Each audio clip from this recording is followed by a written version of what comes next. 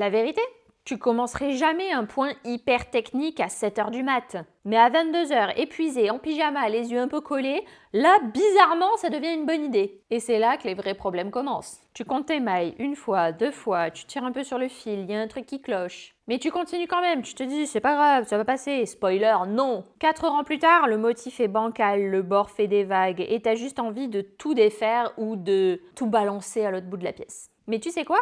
C'est pas toi, c'est pas ton niveau, c'est pas ton fil, c'est pas ton crochet, c'est ton cerveau qui est crevé. Ton cerveau, il a 2 modes. Le mode automatique, il fait les choses connues, tranquillou, et le mode concentré. Il repère les erreurs, suit les motifs, fait les calculs. Le souci, c'est que le mode concentré, il déclare forfait le soir. Il a bossé toute la journée, il veut se reposer. Du coup, voici mes 3 astuces essentielles pour pouvoir crocheter le soir sans partir en crise existentielle. Déjà, garde les points compliqués pour les moments où tu es en forme. Même 15 minutes de crochet bien concentré le matin, c'est 10 fois plus efficace qu'une heure à moitié endormie le soir. Ensuite, le soir, on essaie le mode zen. On choisit un point simple, répétitif, le granny, la maille serrée, les brides, rien qui fait plisser les yeux. Et surtout, on note où on s'arrête. Un post-it, une appli, un carnet. Crois-moi, tu me remercieras le lendemain. Crocheter, c'est pas qu'une question de technique. C'est aussi respecter son rythme, son énergie, son cerveau. Apprendre à dire ce soir, je fais simple et demain, je reprendrai le point fantaisie. Et tu verras, tu feras beaucoup moins d'erreurs. Et tu prendras aussi beaucoup plus de plaisir. Et toi, dis-moi, c'est quoi le projet que tu touches plus après 21h?